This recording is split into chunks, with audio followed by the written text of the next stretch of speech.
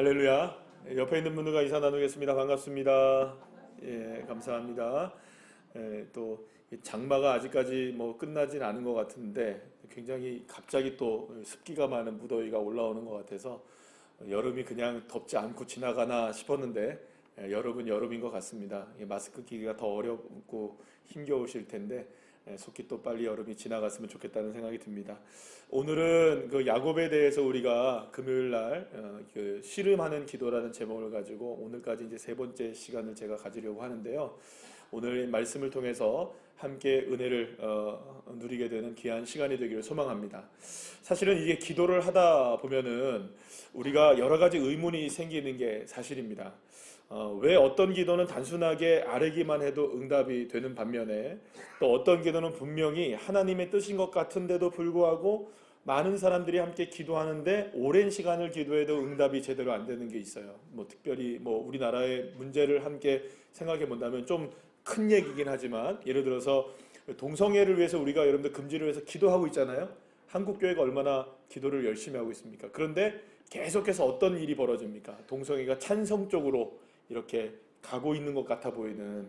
그래서 지금 이제 그 서울에나 전국적으로 이게 좀 이름이 있으신 목사님들과 이런 교회들마다 이제 만약에 이게 이제 상정이 되고 한다면은 이제 나도 국회 앞에 가서 시위를 하겠다 이런 이제 목사님들이 많아지기 시작하셨어요. 근데 예전에는 움직이지 않으셨던 목사님들이 그렇게 이제 움직이기 시작했다는 건 굉장히 고무적인 일이기도 하고 그만큼 지금 차별금지법 같은 이 동성애 같은 것들이 통과되기 바로 직전 앞에 와 있다는 걸 생각할 수 있는 것이죠.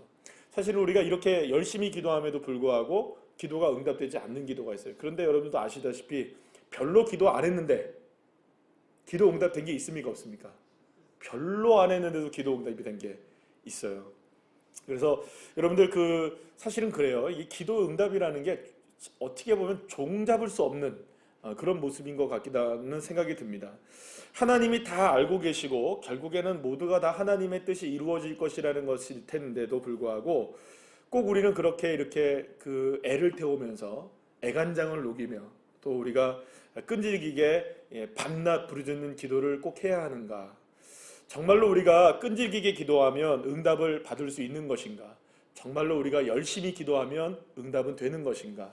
이런 의문이 우리에게 사실은 끊이지 않게 기도를 하면서도 계속해서 우리에게 끊이지 않는 의문이 남겨져 있는 것 같다는 생각이 듭니다. 자, 그런데 우리가 지난 2주 동안 야곱의 약복강에서 기도한 소위 이제 씨름하는 기도, 따라합시다. 씨름하는 기도. 이 씨름하는 기도에 대해서 우리가 살펴보고 있는데요.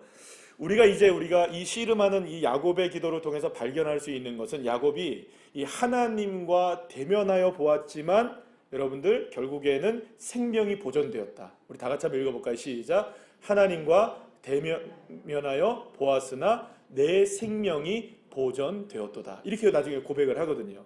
여러분 한번 생각해 보세요. 정말로 이렇게 열심히 기도하고 어떻게 보면 야곱이라는 사람이 생명을 걸고 하나님과 싸운 거 아니에요? 그런데 결국에는 야곱이 변한 것 같아요, 여러분들. 하나님이 변하신 것 같아요. 결과는 누가 변했습니까? 야곱이 변했나요? 하나님이 변했나요? 아니, 씨름 기도를 하고 약복강에서 기도를 한 다음에 야곱이 변화되었나요? 하나님이 변화되었나요? 야곱이 변화되었죠, 당연히. 질문 아닌데요, 이건. 그냥 고개만 끄덕이시면 되는데. 야곱이 변화됐죠. 하나님이 변화된 게 아니에요. 그러니까 우리가 오해하지 마셔야 될 것은, 우리가 오해를 안 하고 있습니다만 오해하지 마셔야 될 것은 우리가 우리의 기도의 제목을 가지고 하나님께 나갈 때 하나님을 변화시키는 게 우리의 목적이 아니라 기도는 우리가 변화되는 게 목적입니다. 하나님의 뜻에 따라서 저와 여러분이 변화되는 게 목적인 거예요. 결국에는 하나님과 야곱이 씨름하는 기도를 통하여서 하나님은 누구를 굴복시키는 겁니까? 야곱을 굴복시키는 거예요. 그런데 씨름하는 기도를 통하여서 결국에는 이 야곱이 고백한 게 뭐냐 하면 가장 놀랐던 것이 바로 이것이었어요. 하나님과 내가 대면하여 보았는데도 내가 지금 죽지 않고 살아있더라. 그러니까 이 사실은 뭐냐? 하나님과 죽기 살기로 싸워서 진짜로 만약에 하나님을 변화시키려고 노력했다면 누군 죽을 수밖에 없는 겁니까? 야곱은 죽을 수밖에 없는 거예요. 그러니까 어떻게 보면 야곱이 하나님과 씨름하고 난 이후에 이해할 수 없었던 것은 뭐냐면 전능하신 하나님이심에도 불구하고 어떻게 자신이 살아남을 수 있는가. 이 역설적이게도 야곱이 살아날 수 있었던 비결이 바로 여기에 있는 것입니다. 야곱은 하나님의 전능하심 앞에 무릎을 꿇었던 것이죠. 하나님의 전능하심 앞에. 하나님의 거룩하심과 위엄과 존귀와 영광을 인정하지 않을 수가 없었던 겁니다. 야곱은 하나님의 능력에 완전히 압도된 것이죠. 정말로 이제 자기가 여태까지 그냥 우리 그 아버지한테 듣고 할아버지한테 들었던 하나님, 물론 야곱이 여러 차례를 통하여서 하나님을 경험하긴 했었지만 그저 그냥 경험했던 그 하나님을 이제는 완벽하게 경험을 하게 되었던 것이죠. 그러니까 하나님의 능력 앞에 완전히 자신이 압도를 당하니까 여러분 우리도 그런 경험들 있잖아요. 자연의 경관을 보면서 와 할 때 있잖아요. 그죠? 그럴 때는 진짜 정말로 멋있는 장면을 보게 되면 우리도 경건해지죠. 왠지 모르게. 겸허해지고 자연의 위대함 앞에 우리가 좀 낮아지게 되는 그런 모습 보입니까? 안 보입니까? 사실 그렇거든요. 마찬가지로 야곱은 그동안 자기가 마치 이제 고삐 풀린 망아지처럼 자기 마음대로 멋대로 막 다 하다가 전능자 앞에 딱 서게 되고 그를 보게 되니까 무릎을 꿇을 수밖에 없었던 거예요.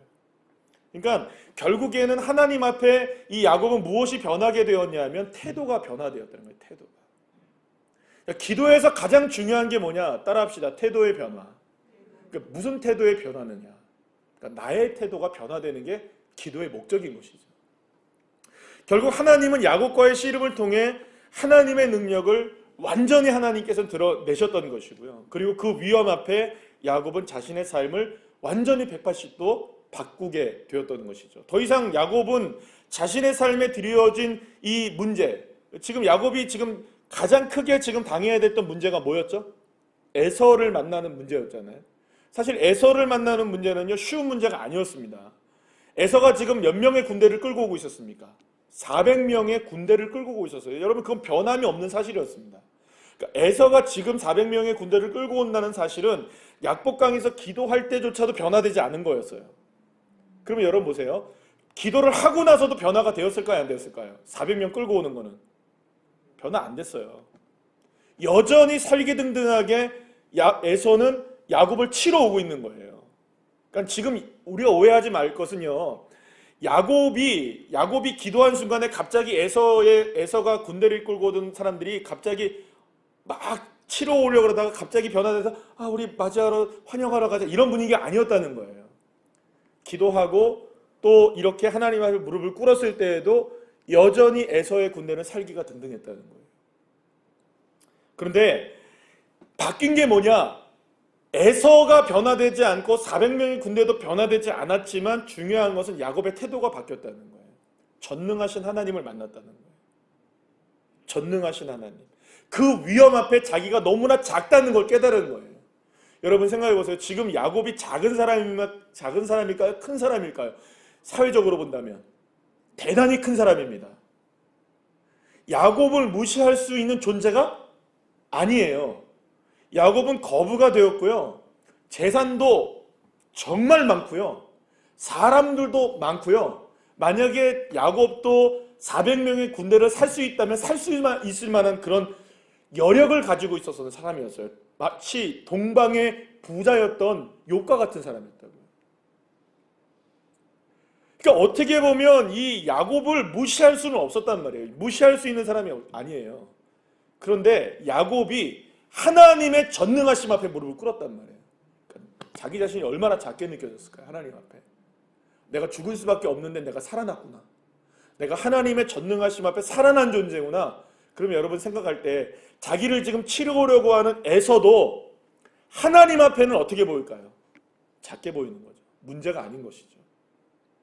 더 이상 야곱에게 있어서 에서의 문제는 전능하신 하나님 앞에서는 아무런 문제가 없다는 것을 깨닫게 되었던 것이죠. 그러니까 상황이 변한 게 아니라 무엇이 변한 겁니까? 바라보는 태도가 바뀐 거예요. 눈이 바뀐 거예요.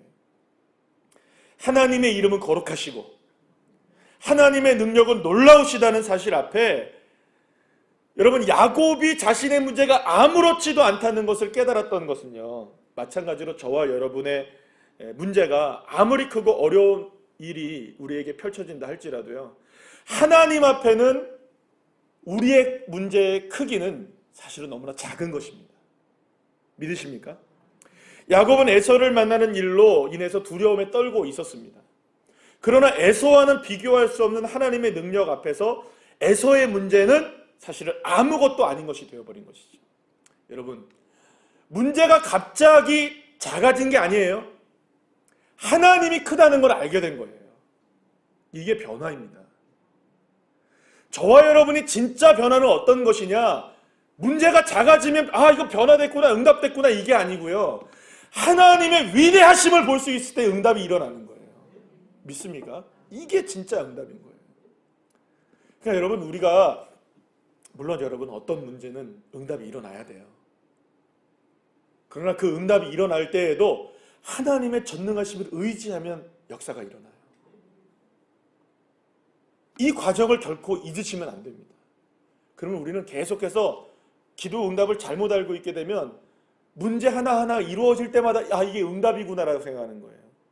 여러분, 그런데 문제가 작아지니까, 문제가 이루어지니까 응답되는 것이 아니라 문제가 이루어지든 안 이루어지든 하나님의 전능하심을 바라보면, 따라합시다, 그것이 응답이다. 여러분, 믿으십니까? 결국 우리가요, 우리의 삶에서 느끼는 다양한 종류의 압박들이 다가옵니다. 하나님의 존재를 사실은 놓치거나 잊어버릴 때 더욱더 사실은 크게 다가오는 이 압박감들이 있어요. 여러분, 우리가 보통 볼 때 엎친 데 덮친 격이 많죠. 문제가 하나로 끝난다면 얼마나 좋아요. 그런데 대부분의 문제들은 영향력을 서로 주게 되어 있어서 하나의 문제가 두 개가 되고 두 개의 문제가 세 개가 돼요. 여러분, 암에 걸리신 이런 분들 같은 경우 이걸 가장 잘 아는 문제예요.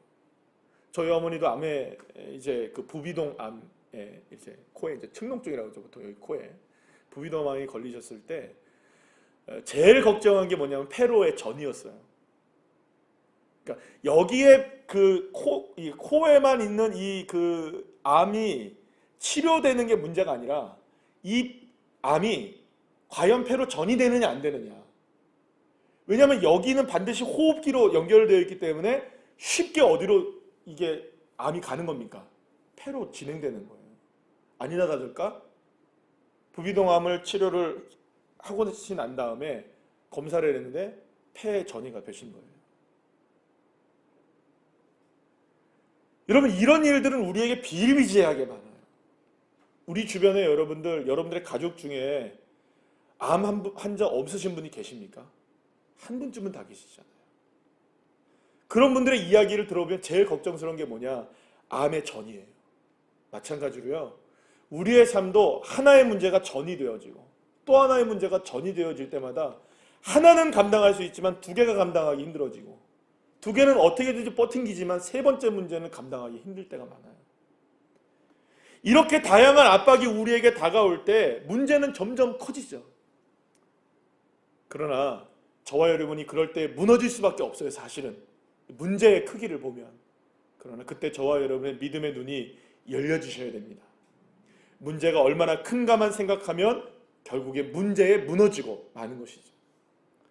여러분, 아브라함과 사라가 아직도 아이가 없었을 때 하나님께서는 이 사라를 찾아가십니다.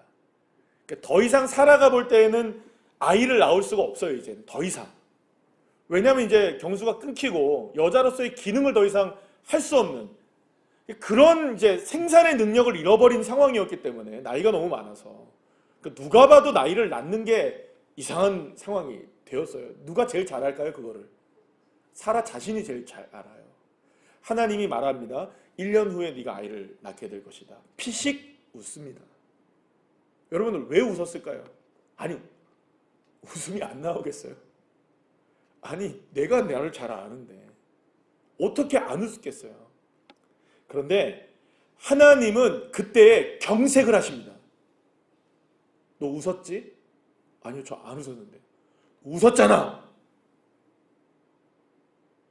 그럼 왜 하나님이 그 웃음에 대해서 뭐라고 하신 걸까요? 왜 웃은 것에 대해서 뭐라고 하셨는지 아시겠어요? 웃었다는 말은 누구의 생각이라는 겁니까? 자기 판단이 있었다는 거예요. 근데 하나님이 창세기 18장 14절 말씀에서 뭐라고 말씀하는 줄 압니까? 다 같이 시작. 여호와께 능하지 못할 일이 있겠느냐. 할렐루야. 사라가 웃었던 이유는 나에게 집중되어 있었기 때문에 웃었던 거예요. 나의 문제에 매몰되어 있을 때에는 하나님의 능하지 못한 일을 없게 하신다는 이 말씀을 받아들일 수가 없는 거죠. 왜냐하면 나로서는 안 되는 일이니까. 예수님께서 그 어떤 사람들에게 자신을 따라오라고 이렇게 말을 하십니다. 그런데 어떤 사람들은 이렇게 저렇게 대답을 하는데요. 한 사람은 이렇게 얘기를 해요. 나로 먼저 가서 아버지의 장례를 치르고 주님을 따라가게 해주십시오. 이렇게 얘기를 해요. 그런데 또 어떤 한 사람은 이렇게 얘기합니다. 내가 먼저 나로 가족들과 작별을 하고 내가 주님을 따르겠습니다. 이들의 공통점이 여러분들 뭔지 아시겠어요? 이들의 공통점이 뭔지 아시겠어요? 근데 이들이 다 주님을 따른다고 했지만 주님은 이들의 따름을 허락하지 않으세요. 그럼 왜 지금 따라오라고 말씀할 때 이들이 따르지 못했는가? 여러분, 그러면 가족과 작별하는 일이 나쁜 일입니까? 장례식 치르는 일이 여러분 나쁜 일이에요? 이거는 도덕적이고 윤리적으로도 해야 될 일이 아니에요? 자, 그런데 여기서 말하는 것은 도덕적이고 윤리적인 문제에 대한 부분을 주님께서 말씀하시는 게 아니라 예수님이 하시고자 하시는 가장 중요한 포인트가 뭐냐? 바로 이겁니다. 나로 먼저. 저와 여러분도 마찬가지로 나로 먼저라는 생각을 늘 하게 됩니다. 나로 먼저. 나로 먼저. 내가 먼저. 내 생각 먼저. 피식 웃고 안 된다고 고개 젓고 힘겨워서 눈물 흘리고. 다시 말하면 주님이라고 부르는 동시에 주님은 나로 먼저라는 이야기를 한다는 것을 받아들일 수 없다는 거예요. 아니, 주님이라고 고백하면서 어떻게 나로 먼저라는 말이 나올 수 있어요? 주님이라는 건 뭡니까, 여러분? 주님이 주인이신 거예요. 그럼 그분이 먼저인 거예요. 여러분, 예수님께서 그 가나의 혼인잔치에서 물로 포도주를 만드셨을 때 그때 왜 기적이 일어날 수 있었을까요? 종들이 순종했기 때문이었어요. 종들의 생각이 있었을까요? 없었을까요? 분명히 무엇이 필요하다는 걸 알았어요. 포도주가 필요한 걸 아는데 자기들이 뜬 건 뭐예요 지금? 그것도 어디까지 채웁니까? 아구까지. 그걸 갖다 주래요. 저와 여러분 같으면 어땠을까요, 여러분? 아니, 우리가 지금 성경을 보니 늘 언제나 보니 우리도 순종하자 이렇게 말하지만 이게 진짜라면 여러분 어떡하시겠어요? 진짜라면 이러시지 않으시겠어요? 아니, 저기 포도주 필요한데 물 가는 거 아닌데요? 뭔가 착각하신 것 같은데요? 이렇게 얘기 안 하시겠어요? 근데 이 사람들은 이 얘기 안 해요. 주인이 하라는 대로 하라, 주님께서. 그래서 이들은 그냥 물 그거를 그대로 가져가요. 왜 자기들의 생각이 없었겠어요? 나로 먼저 왜 안 하겠어요? 그런데 그 기적이 일어나게 되었던 것은 나로 먼저가 아니라 주님 먼저. 주님의 이름만이 거룩히 여김을 받으시옵소서. 나라가 임하시옵소서. 뜻이 하늘에서 이루는 것 같이 어디에서 이루어지이다? 땅에서 이루어지이다. 우리가 날마다 주님 앞에 고백하는 주기도문의 첫 번째 계속 나오고 있는 그 앞의 모든 부분들은요, 다 주님의 주권을 인정하는 기도입니다.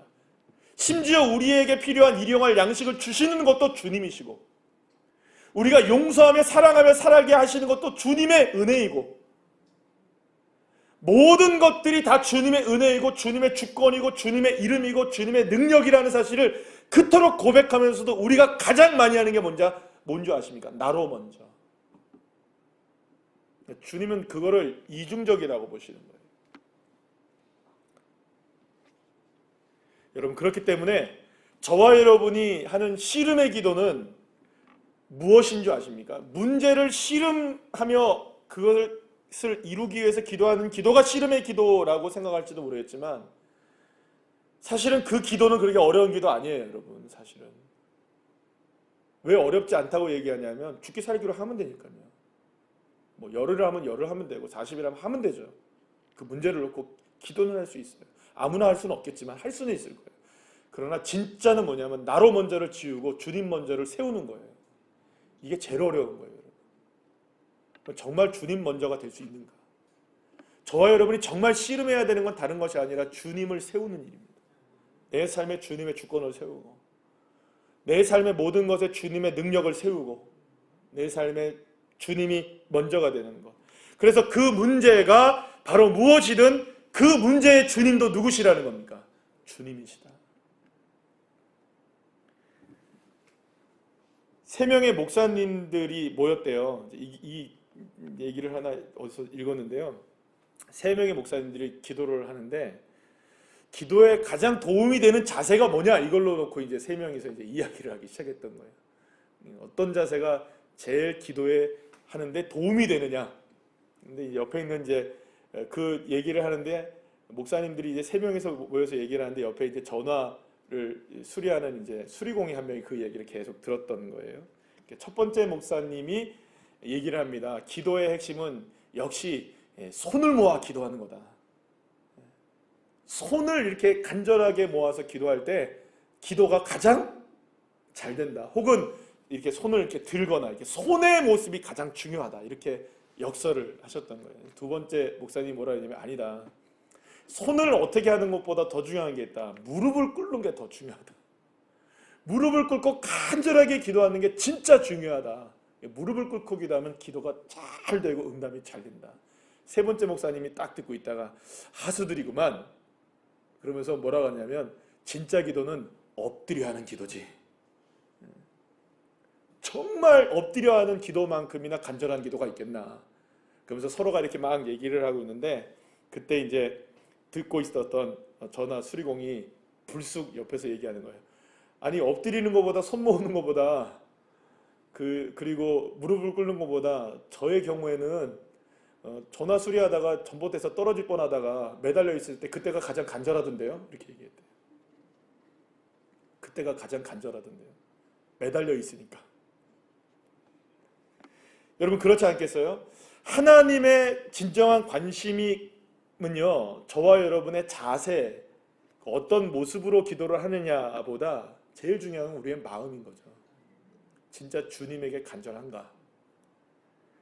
그런 의미에서 기도는요 무릎 꿇음의 이상의 의미를 담고 있다고 말할 수 있습니다. 간절함 그 이상이죠. 우리의 태도가 주님을 향해 어떤 태도인가? 그리고 그 마음의 자세는 결국에는 뭘 의미하느냐? 결국에는 주님을 가장 필요로 하는 마음, 주님의 이름을 가장 높이는 마음, 그런 태도. 결국은 기도는 우리의 마음 자세가 어떠한가, 우리의 마음의 태도가 어떠한가, 주님을 향한 태도가 어떠한가가 결국에는 응답의 비결이 된다고 할 수가 있는 것이죠. 그렇기 때문에 여러분 우리가 씨름하는 기도를 통하여서 야곱의 기도를 통해서 우리가 배울 수 있는 바는 뭐냐 하면 끈질기게 열렬하게 기도하는 것도 중요하지만 중요합니다. 열렬하게 끈질기게 따라합시다. 열렬하게 끈질기게 굉장히 중요합니다. 끈질기게 열렬하게 기도하는 것 정말 중요하지만 그만큼보다도 더 중요한 게 뭐냐? 우리를 낮추고 점검하며 여러분 주님의 주권을 인정하는 자리에서 기도하는 것. 그 기도가 진짜 우리의 씨름의 기도가 되어야 되는 겁니다. 그러니까 기도하면서 계속 낮아지시는 것. 이를 위해 씨름하셔야 되고요. 기도하면서 자꾸 나를 점검하는 씨름의 기도가 있어야 되고요.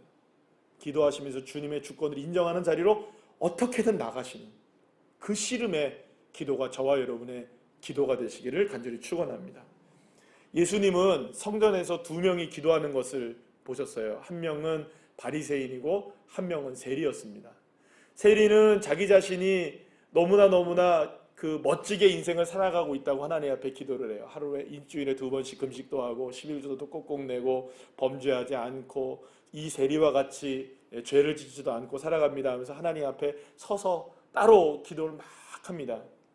그런데 사실은 이 바리새인의 기도를 흠잡을 거는 없어요. 이 사람이 잘못한 건 없어요. 다 열심히 살았고 최선을 다해서 열심히 산 것은 맞습니다. 그런데 세리는 그러지를 못했어요.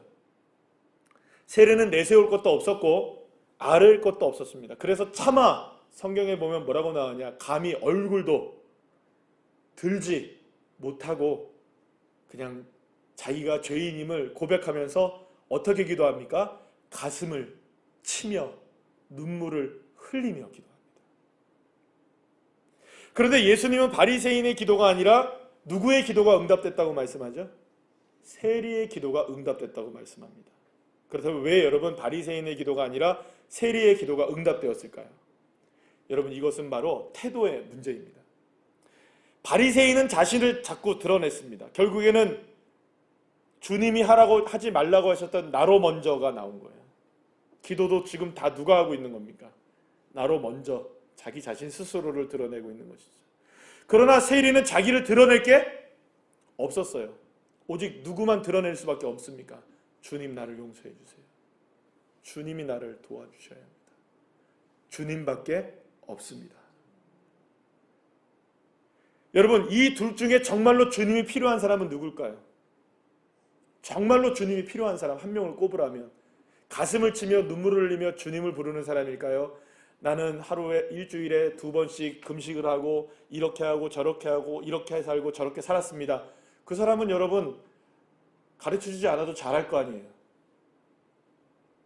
진짜 필요한 사람은 세리죠. 그래서 주님은 세리의 기도가 응답되었다고 말씀해 주십니다. 사랑하는 여러분, 그래서 우리의 기도는요, 겸손한 기도가 되어야 합니다. 기도하는데 교만해질 수 있습니다, 여러분. 기도가 얼마나 우리를 교만해지게 만드는지 아셔야 됩니다. 그렇기 때문에 기도하면서 교만해지시면 안 됩니다. 기도하면서 높아지시면 안 됩니다. 기도할 때마다 더 낮아지시기를 축원합니다. 기도할 때마다 더 가슴을 치시고 기도할 때마다 더 우리가 회개하며 주님이 이 일의 주권을 나타나셔야만 이 일은 이루어집니다. 여러분, 그 기도가 저와 여러분의 기도가 씨름의 기도가 된다면 주님께서 역사해 주실 줄로 믿습니다. 그렇기 때문에 여러분, 우리가 해야 하는 이 씨름의 기도는 어떤 기도냐? 주님의 품에 완전히 안기는 기도다. 한번 시작. 씨름하는 기도는 주님의 품에 완전히 안기는 기도다. 할렐루야. 주님께서 모든 권리를 다 갖고 계심을 믿는다면 우리가 할 수 있는 것은 모든 권리를 가지고 계신 그분에게 그냥 그 품에 안기는 것이 전부인 거예요.